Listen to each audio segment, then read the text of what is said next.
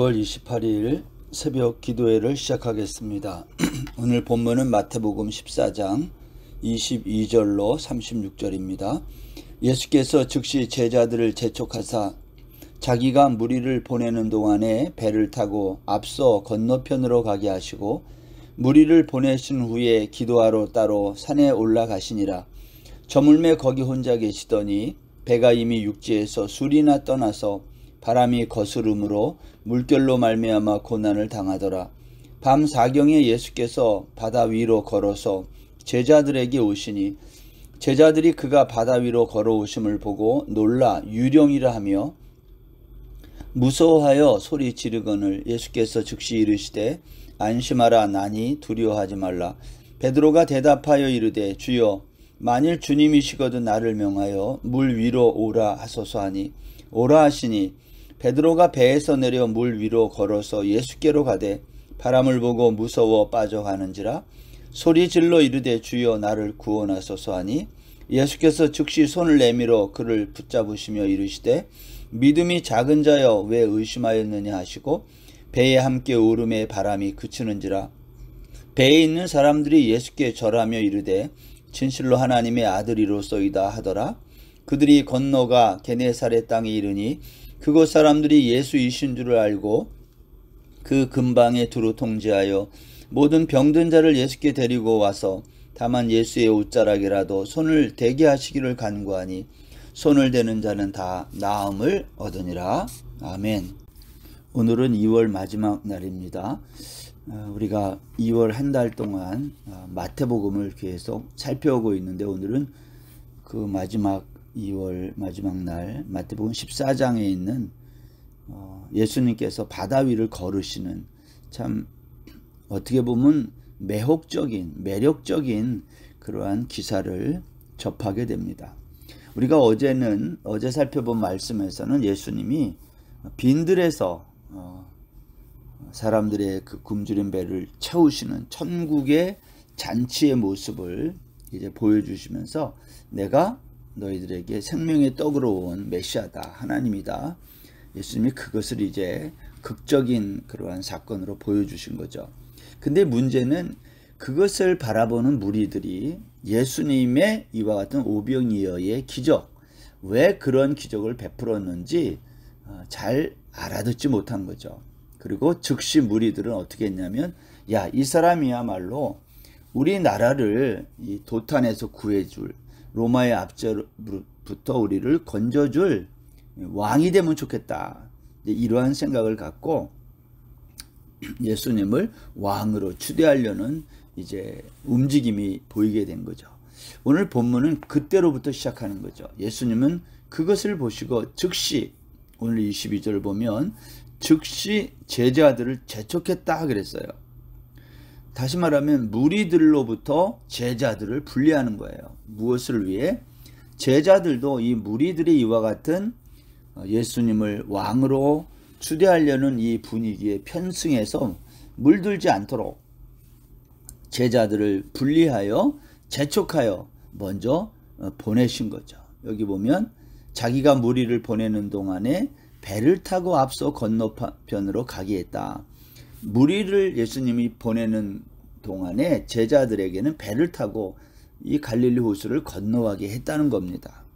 여기 오늘 본문에 보면 무리들을 다 흩어보내고 제자들은 배 타고 이제 분리시키고 예수님은 어떻게 했냐면 23절에 보면 기도하러 따로 산에 올라가셨다 그랬어요. 여러분, 예수님은 왜 기도하러 따로 산에 올라갔을까요? 예수님도 아마 이와 같은 상황에 대해서 아마 심정적으로 좀 혼자 기도하는 시간이 필요하지 않았을까. 예수님도 자기 정체성에 관해서 그러한 갈등이 있지 않았을까요?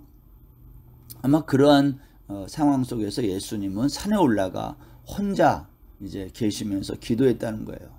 오늘 본문 24절부터는 그 이후에 일어난 사건이 벌어지는데 배가 이미 육지에서 술이나 떠났다 이 말은 제자들이 탄 배가 갈릴리 호수 한 복판에 이르렀음을 보여주는 거죠. 근데 바람이 거스름으로 갈릴리 바다는 갑작스러운 이러한 그 기후 변화로 이러한 풍랑이 자주 일어나는 지형적인 그러한 곳이라고 말씀을 한번 드렸는데, 그 물결로 인해서 이제 배가 이제 고난을 당하고 있다.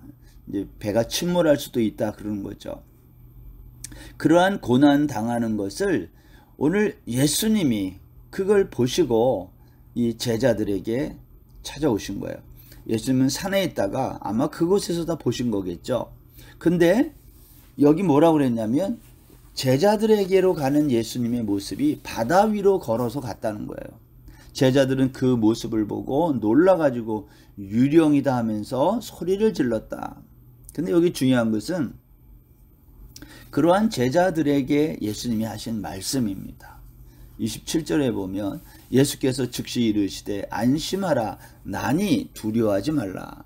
여러분이 27절에 있는 말씀 안심하라 나니 두려워하지 말라라고 하는 이 나니는 헬라 말로는 에고에이미라는 말이에요. 나는 나다. 에고에이미, 내가 진실로 진실로 너에게 이르노니 할 때 자주 사용되었던, 이것은 여호와 하나님의 또 다른 표현이에요.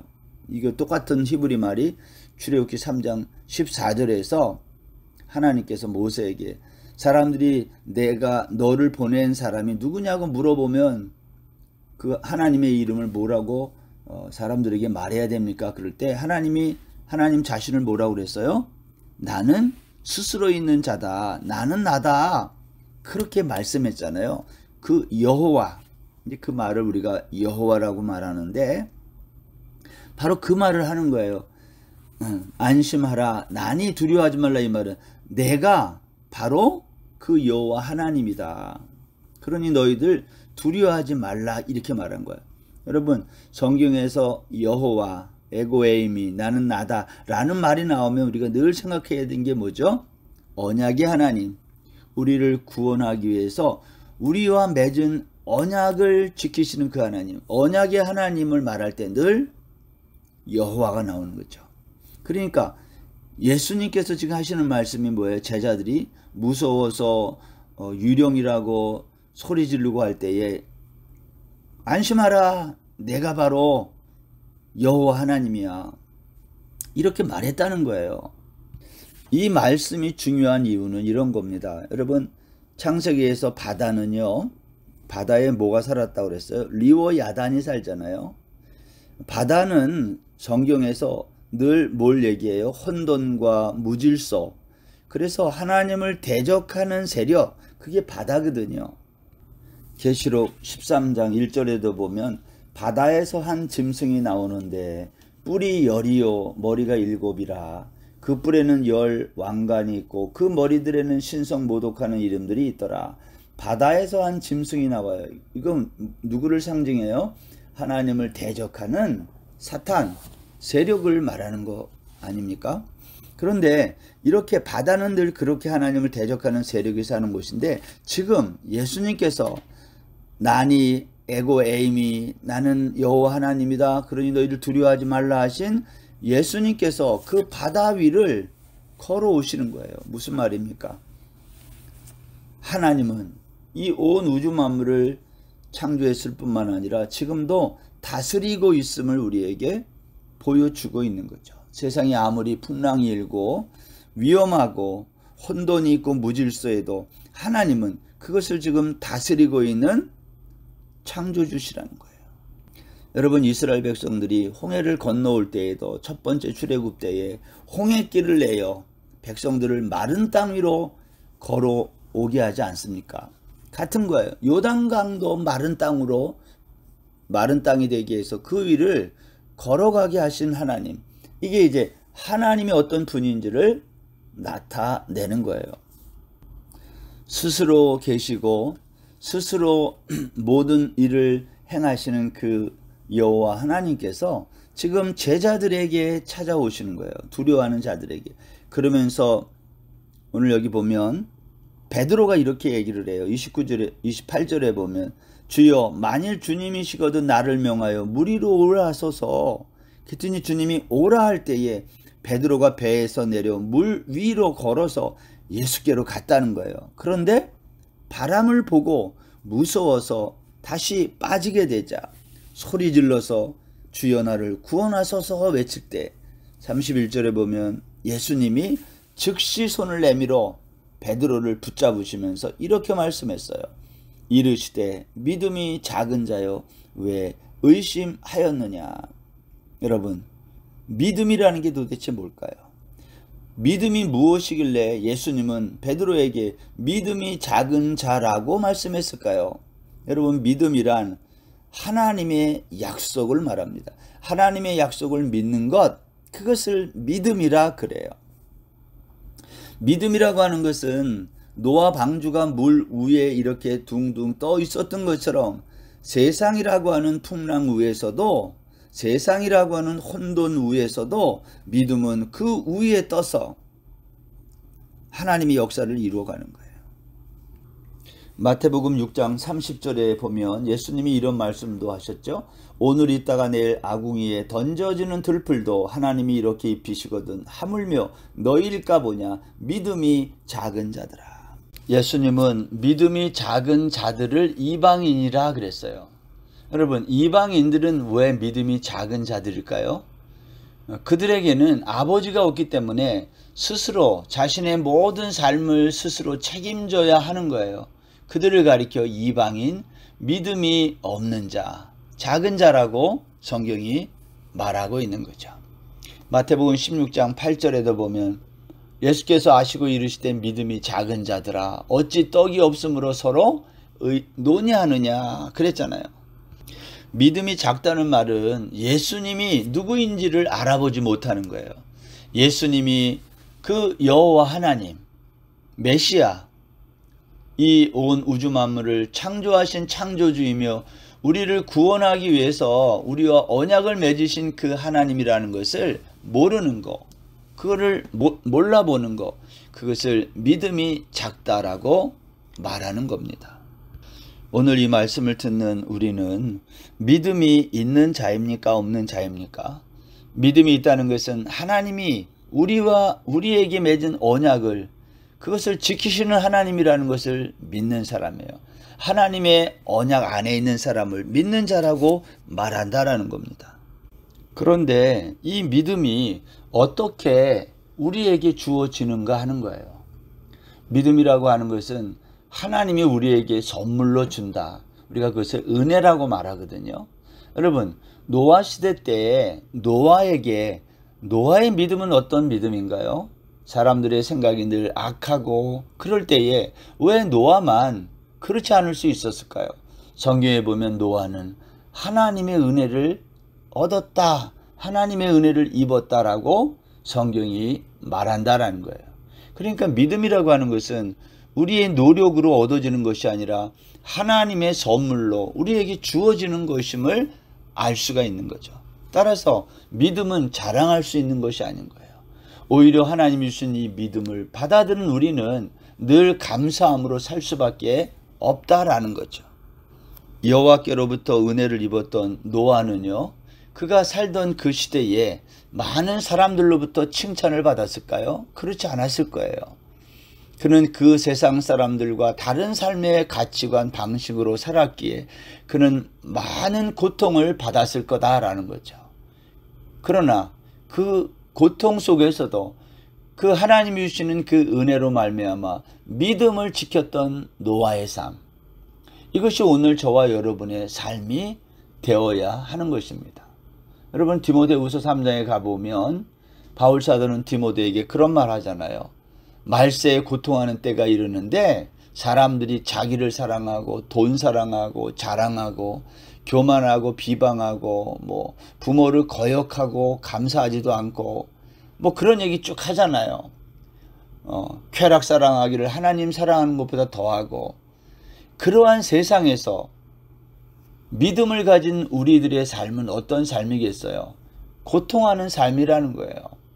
여러분, 베드로에게 예수님이 물 위를 걸어오라 할 때에 베드로가 걸어가다가 그가 그 풍랑을 바라보고 물에 빠진 것처럼 우리도 믿음으로 살아보려고 하지만 우리가 늘 넘어진다는 거예요. 이 세상의 많은 유혹에 우리가 매몰되기가 쉽다는 거예요. 우리가 날마다 하나님 앞에 우리가 이러한 세상에 빠지지 않도록 하나님 나를 지켜달라고 그러한 요청하는 삶의 자세가 우리에게 필요하다라는 겁니다. 오늘 본문 32절에 보면 배에 함께 오름에 바람이 그쳤다 그랬어요. 베드로가 예수님의 손을 잡아 붙잡혀서 배에 오르게 되자 바람이 그쳤다. 예수님이 누구라는 거예요? 하나님 창조주시라는 거죠. 바람이 순종하는. 그때에 33절에 보면 배에 있는 사람들이 예수께 절하며 이르되 진실로 하나님의 아들이로소이다. 예수님께 절했다는 것은 예수님을 신으로 알았다, 하나님으로 알았다라는 뜻이거든요. 그러면서 진실로 하나님의 아들이라고 고백하고 있음을 우리가 알 수 있습니다. 이제 제자들이 게네사렛 땅에 이르게 되자 거기에 있는 사람들이 예수님을 알아보고 또 많은 사람들을 또 소문을 냈겠죠. 병든 자들을 예수님께 데리고 올 때에 그들이 이렇게 생각했다는 거예요. 다만 예수의 옷자락에라도 손을 대게 하시기를 간구하니 손을 대는 자는 다 나음을 얻으니라. 사람들의 관심은 늘 여기에 있는 거예요. 예수님이 하나님이 됐든 또 메시아가 됐든 여호와 하나님이 됐든 나는 스스로 있는 자다, 그 하나님이 됐든 사람들의 관심은 그런 데 있는 것이 아니라 자기의 병을 고쳐줄 수 있느냐는 거죠. 이게 이제 우리의 모습 아닙니까? 바람을 보면 무서워서 또 빠져가는 연약한 베드로와 같은 우리, 병들면 그 병 고쳐주기를 원할 수밖에 없는 우리 연약한 자. 그러나 예수님은 그러한 우리들을 긍휼히 여겨서 그의 모든 질병들을 다 고쳐주시는 그런 하나님이셨다. 오늘 마태는 우리에게 그것을 증거하는 거예요. 야, 너희들 내가 메시아라는 것도 알아보지 못하면서 나에게 와서 뭐 병을 고치려고 그래? 너희들 저리 가라. 예수님 그렇게 하지 않았다는 거예요. 불쌍히 여겼다는 거예요. 큰 무리를 보시고 불쌍히 여겨서 병든 자들을 다 고쳐주시는 이 예수님의 마음, 이게 예수님이 우리를 바라보시는 긍휼의 마음 아닌가요? 저와 여러분이 믿고 따르는 예수 그리스도는 이 우주 만물을 창조하신 창조주이시며 우리를 영원한 사망의 바다 물결에서 영원한 생명으로 하늘 백성으로 건져주신 구원주 하나님이시기도 하다는 거예요. 오늘도 우리가 그 하나님을 바라보며 그 하나님의 놀라운 이 구속의 역사, 구원의 역사를 찬송하며 살아가는 저와 여러분 다 될 수 있기를 주의 이름으로 축원합니다. 기도하겠습니다. 하나님 아버지, 이 땅에 오셔서 예수님이 당신 자신이 해야 할 일이 뭔지를 아시고 십자가를 향하여 한 걸음 한 걸음 옮기시면서 우리에게 때를 따라 말씀도 가르쳐 주시고 당신 스스로가 하나님이심을 드러내시는 이 하나님의 놀라운 역사를 오늘도 봅니다. 오늘 갈릴리 바다 한복판에서 걸어오셨던, 바다 위를 걸어오셨던 이 세상을 다스리시는 우리 하나님, 우리가 그 하나님을 영원한 생명의 주로 모시고 남은 인생도 믿음으로 걸어갈 수 있는 저희들 다 되게 하여 주옵소서. 주님이 없이는 우리가 한 걸음도 나갈 수 없는 연약한 자들입니다. 오늘도 우리와 동행하여 주옵소서. 감사하며 예수님의 이름으로 기도드립니다. 아멘. 오늘 하루도 평안하세요.